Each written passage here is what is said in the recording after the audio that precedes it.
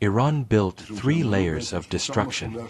First, the choke ring, a plan to destroy Israel through the Axis. The second, a plan to destroy Israel through a missile threat. And the third, a plan to destroy Israel through a nuclear threat. You cannot occupy the Middle East without destroying Israel. And if there is no Israel,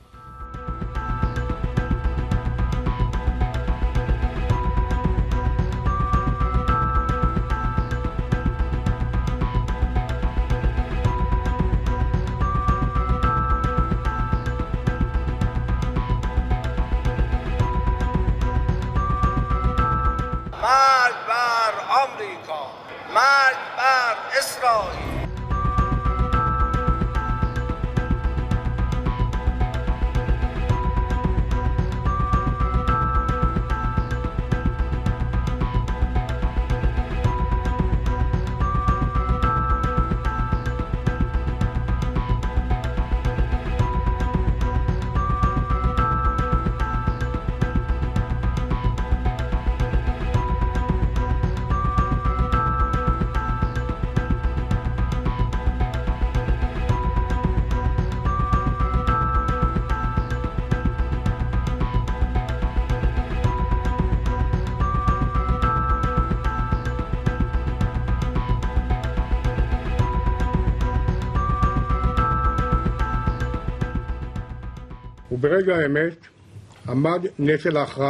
And at the moment, the burden of responsibility is on all of us. But more than anything, it is on the shoulders of one person who led to the acceptance of a historic decision. You, Prime Minister, I want, on behalf of all of us, on behalf of all the people of Israel and the friends of Israel in the world, to thank you for this. thank you very much. First of all, I would like to express my deep appreciation and a thank you to you, Defense Minister Israel Katz, to you, Chief of Staff Eyal Zamir, and to you, members of the IDF, for the perfect execution of the missions that we established in the people of Tel Aviv and beyond. The Jewish people lost the ability to resist its attacks during the years of our exile.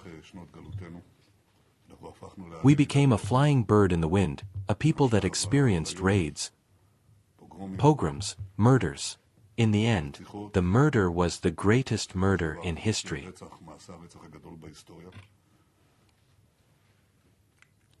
When, 130 years ago, Zionist fathers rose up, and especially Herzl, most of them did not think that with the establishment of the State of Israel, the attacks on the Jewish people would cease, but that we would use the state and military force to resist the attacks on us.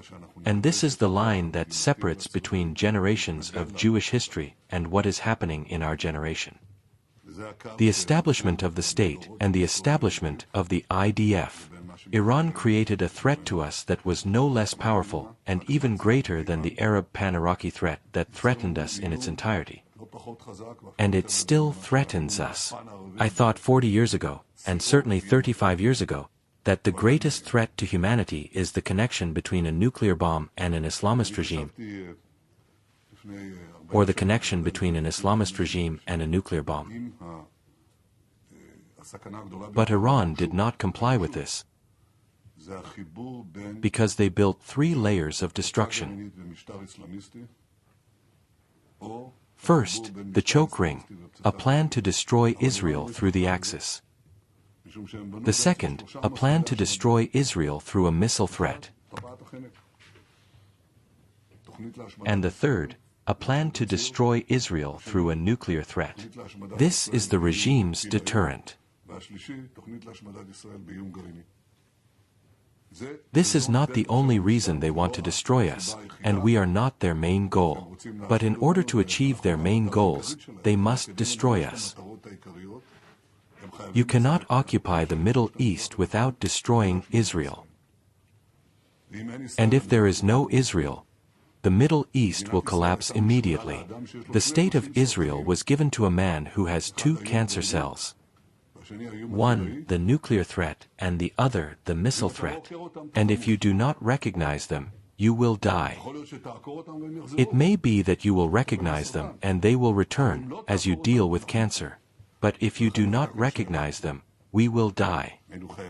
Therefore, there was no question here. We had to accept this decision, and the way it was accepted, on the one hand, on the political level, on the other hand, on the Israeli level, in a leadership that is out of the ordinary.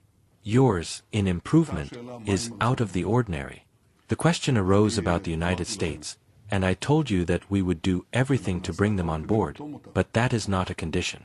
But all of this was not possible, and it is not the great and brilliant action that will be written in the hearts of our people. In my opinion, it will be written in the history of the world, certainly in the history of the armies, which, in my opinion, everyone will come to learn. It has great implications for our economy. We already feel it.